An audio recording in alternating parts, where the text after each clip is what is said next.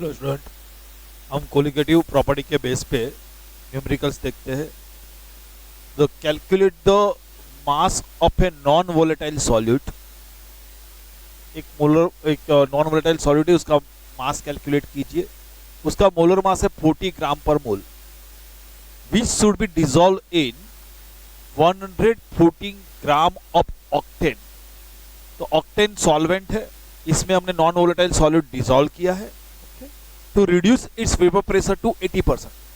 तो ये ऑक्टेन में नॉन वोलेटाइल सॉल्यूट ऐड करने से उसका वेपर प्रेशर रिड्यूस होके 80% रह जाता है। मतलब मैं आपको बोला आपको 100% और मैं आपका बोलूंगा कि आपका रिजल्ट रिड्यूस होके 80% हो गया। मतलब कम कितना हुआ? 20%। ओके, तो देखो मेरे पास solute plus solvent is equal to solution. Solute कौन है? Non volatile solute. सॉल्वेंट कौन है? ऑक्टेन। ऑक्टेन अल्केन है। तो अल्केन की जनरल फॉर्मूला है CnH2n+2। तो अल्केन में ऑक्टेन मतलब 8 नंबर वाला 8 कार्बन है इसमें। तो number of carbon 8, n is equal to 8 कर दो, C8 8 मल्टीप्लाई बाई 2 16 प्लस 2 18। तो C8H18 ऑक्टेन है। तो सॉल्यूट नॉन वोलेटाइल है, सॉल्वेंट ऑक्टेन है और उसकी फॉर्मूला है C8H18 सॉल्यूशन। चलो देखो, calculate the mass of non volatile solute. तो नॉन वोलेटाइल सॉल्यूट का मास कितना होगा? विच should B dissolve in 114 gram of octane में डिसॉल्व करने से उसका वेपर प्रेशर कितना रिड्यूस होता है? 80%। रिड्यूस होकर 80% हो जाता है। तो देखो molar mass, solute non volatile solute का मोलर मास आपको गिवन है 14। ऑक्टेन, ऑक्टेन की फॉर्मूला है C8H18।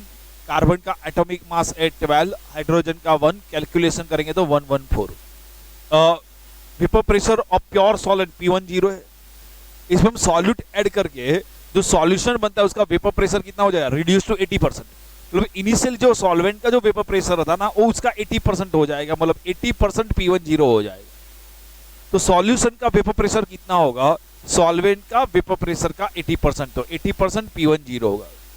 80% का मीनिंग क्या होगा? 80/100 इंटू P10। 80/100 मतलब 0.80 P10।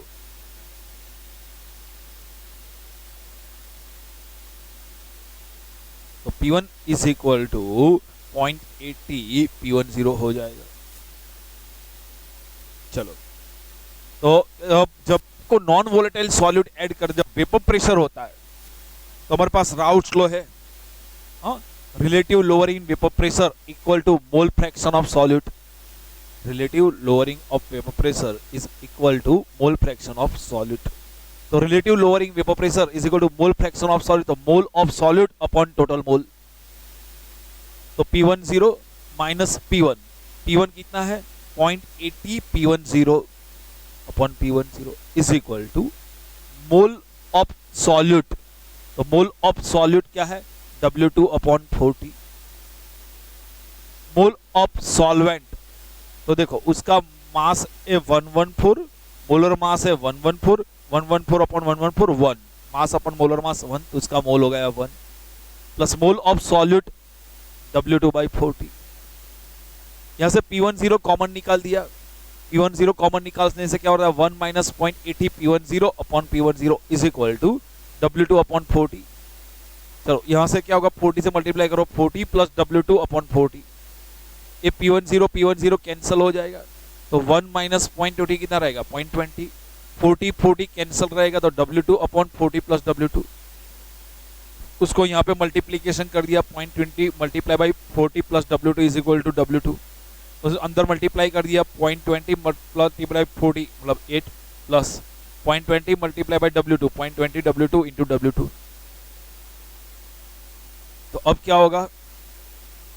W2 को फॉर्मूला बना दो, तो 8 इज इक्वल टू 0.20 यहाँ पे चला जाएगा, तो W2 माइनस 0.22, तो 8 इज इक्वल टू 0.8 W2। तो W2 क्या होगा? 0.8/8, तो 10 ग्राम। तो मास ऑफ सॉल्यूट कितना मिल गया? 10 ग्राम। ये कैलकुलेशन में तो बहुत नहीं है, बस इतना सोच लो, ये यहाँ का ये पॉइंट, बस कुछ प्रॉब्लम नहीं है, दिक्कत नहीं है। तो जब भी आपको नॉन वोलेटाइल सॉल्यूट को हम डिसॉल्व करते हैं तो याद रखना है कि lower in vapor pressure is equal to mole fraction of solute. Formula apply करना है.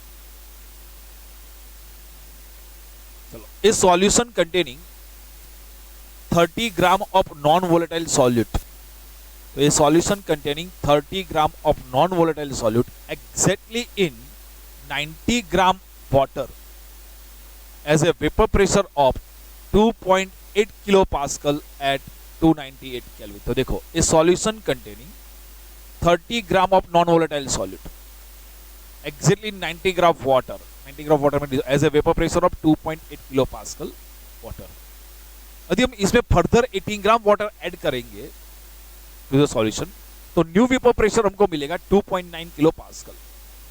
Molar mass of the solute calculate कीजिए and vapour pressure of water at 298 kelvin. तो फिर से इनिशियली मेरे पास क्या है, ये सॉल्यूशन करीब 30 gram of non volatile solute exactly 90 gram of water as a vapour pressure of 2.8 kilo pascal. तो देखो, मेरे पास सॉल्यूट है नॉन वोलेटाइल, सॉल्वेंट है वाटर, दोनों को मिला के सॉल्यूशन मिल गया.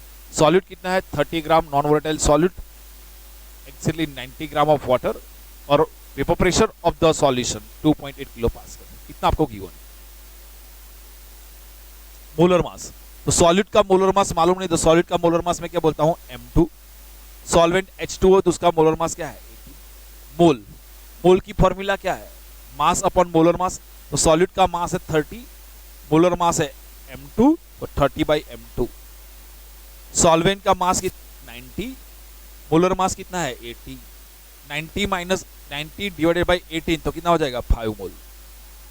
अब देखो, मोल फ्रैक्शन ऑफ सॉल्वेंट, जब भी आपको किसी की मोल फ्रैक्शन निकालना है तो मोल फ्रैक्शन ऑफ सॉल्वेंट की फॉर्मूला क्या है, मोल of solvent upon total mole. तो मोल ऑफ सॉल्वेंट, तो सॉल्वेंट का मोल कितना है 5 अपॉन टोटल मोल, तो 5 प्लस 30/M2. अब अकॉर्डिंग टू राउस लॉ, अब आप देखो दो फॉर्मूला अप्लाई कर सकते हो. अब ऐसा भी सोच सकते हो कि नॉन वोलेटाइल सॉल्यूट ऐड किया है तो मैं ये फॉर्मूला अप्लाई कर दूं कि relative lowering in vapour pressure is equal to mole fraction of solute. ये फॉर्मूला भी अप्लाई कर सकते हो. और आप देखते हो दोनों में से एक वोलेटाइल कंपोनेंट है, तो according to Raoult's law the vapour pressure of any volatile component is directly proportional to its mole fraction. तो P1 is directly proportional to mole fraction of X1, मतलब मोल फ्रैक्शन ऑफ सॉल्वेंट. ये proportional निकालना है तो क्या कर देंगे हम, P10. P1 आपको गिवन है 2.8 किलो पास्कल इनिशियली, P10 मालूम नहीं है. मोल फ्रैक्शन ऑफ सॉल्वेंट इक्वेशन 1 दे दो. अब बोलते हैं 18 ग्राम वाटर इज एडेड. यदि हम पे 18 ग्राम वाटर ऐड करेंगे तो क्या होगा, यदि 18 ग्राम वाटर ऐड करेंगे तो मेरे पास फॉर्मूला है solute plus solvent is equal to solution. Solute कौन सा है, नॉन वोलेटाइल, सॉल्वेंट वाटर है. अब देखो, सॉल्यूट इनिशियली कितना था, सॉल्यूट 30 ग्राम, तो सॉल्यूट 30 ग्राम रहेगा. इनिशियली वाटर कितना था 90 ग्राम, इसमें मैंने फर्दर 18 ग्राम वाटर ऐड किया, तो इनिशियली 19 ग्राम था, इसमें 18 ग्राम ऐड किया, तो 19 प्लस 18 कितना हो जाएगा 108. लेकिन फर्दर 18 ग्राम वाटर ऐड करने से इनिशियल वेपर प्रेशर था 2.8, वो इंक्रीज होके कितना हो गया 2.9 किलो पास्कल. चलो, molar mass of the solute M2, molar mass of water 18 gram per mole. अब मोल देखते हैं, mole of solute mass upon molar mass 30/M2, 30/M2. Mole of solvent mass है 108 अपॉन मोलर मास 18, 6 मोल. तो mole fraction of solvent, mole of solvent upon total mole. तो mole of solvent के मोल कितने मिले 6 upon total मोल 6 plus 30/M2. अब देखो, according to Raoult's law vapour pressure of any volatile component is directly proportional to its mole fraction. तो P1 is directly proportional to mole fraction X1. Proportional निकालना है तो P10. In second stage P1 कितना है 2.9 kilo pascal, P10 करना है. मोल fraction of solvent. Equation 1 is divided by equation 2. तो equation 1 divided by 2, 2.8 divided by 2.9. P10 5, इसको divide कर दो बाय दिस. P10 कैंसल, ये लिया, ये ऊपर चला जाएगा तो मल्टीप्लीकेशन में आ जाएगा, उल्टा हो जाएगा। यहाँ तक किसी को डाउट है? अब मैं क्या करता हूँ, यहाँ पे देखो, यहाँ पे मैं M2 से उसको मल्टीप्लाई करता हूँ, यहाँ पे M2, यहाँ पे M2 और डिवाइड LCM M2 करूँगा तो क्या होगा, देखो 5 यहाँ से 5 मल्टीप्लाई किया तो क्या हो गया, 5M2 प्लस 30 अपॉन M2, वो M2 ऊपर चला जाएगा तो 5M2 अपॉन 5M2 प्लस 30, यहाँ ऊपर M2 से मल्टीप्लाई करो तो 6M2 प्लस 30 अपॉन M2 तो नीचे चला जाएगा। ओके, मैथमेटिकल स्टेप तो समझ में आ रहा है ना। अब देखो क्या करना है, इसको कैलकुलेशन इजी करने के लिए मैं ऊपर भी यहाँ पे 5 से डिवाइड करता हूँ, नीचे भी 5 से डिवाइड करता हूँ। तो 5M2 को 5 से डिवाइड करता हूँ तो क्या हो जाएगा M2, नीचे भी 5 से डिवाइड करता हूँ 5M2 अपॉन 5 मतलब M2, 30 divided by 5 6 multiply by, यहाँ मैं 6 से डिवाइड करता हूँ तो 6M2 divided by 6 M2, 30 divided by 6 plus 5, 6M2 divided by 6 M2, ये M2 कैंसल, 2.8 अपॉन 2.9 का होगा 0.965, M2 कैंसल कर दिया तो M2 plus 5 upon M2 plus 6, या उसको मल्टीप्लाई किया, अंदर मल्टीप्लाई कर दिया 0.9645, M2 का फॉर्मूला बना दिया, M2 मिल गया तो molar mass of the solute मुझको मिल गया 23 ग्राम पर मोल। तो मोलर मास ऑफ सॉल्यूट कितना मिल गया, 23 ग्राम पर मोल। अब देखो, लेकिन मुझको साथ साथ में वेपर प्रेशर ऑफ वाटर भी निकाल, वेपर प्रेशर ऑफ वाटर भी कैलकुलेट करना है। तो मैं क्या करूंगा, जो मोलर मास मिल गया ना उसको हम इक्वेशन 1 में रख दो, या में रख, put value of M2 in equation 1,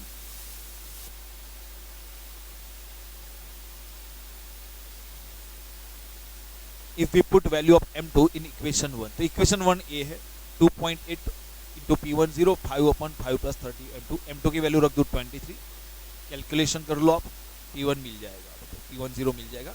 हाँ, P1 किलो पास्कल में था तो ये भी किलो पास्कल में रहेगा। तो देखो आप मैंने ऐसा नहीं है कि जो मैंने स्टेप की है वही मैथमेटिकल स्टेप आप रट्टा लगा है कर लो, ये न्यूमेरिकल्स में क्या है, सिर्फ कैलकुलेशन ही है इंपॉर्टेंट। तो आपको कैलकुलेशन की प्रैक्टिस कर लेनी है। आप इस मेथड से करना, फॉर्मूला अप्लाई करना चाहो तो ए फॉर्मूला अप्लाई करो, आप ए फॉर्मूला अप्लाई करके भी कैलकुलेशन कर सकते हो। तो एग्जाम में ऐसा मत करना कि, लेकिन इसमें स्टेप कर लो, एग्जाम में क्या ज्यादा टाइम बहुत कम, इतना ज्यादा टाइम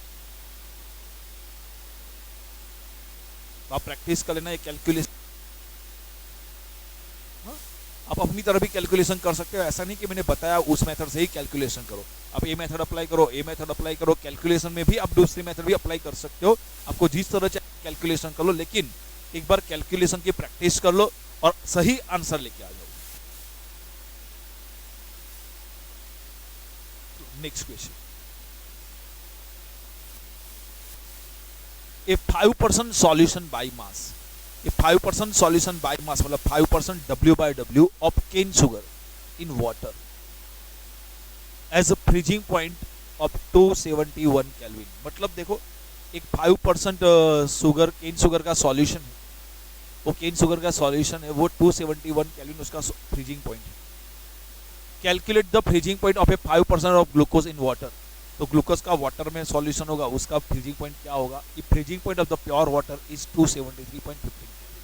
तो देखो मेरे पास क्या है, केन शुगर का आपके फ्रीजिंग पॉइंट दे दिया है और ग्लूकोज के सॉल्यूशन का फ्रीजिंग पॉइंट पूछा गया है और प्योर वाटर का फ्रीजिंग पॉइंट दिया है। तो देखो पहले शुगर, केन शुगर के सॉल्यूशन है, तो फॉर केन शुगर सॉल्यूशन हम देख लेते हैं।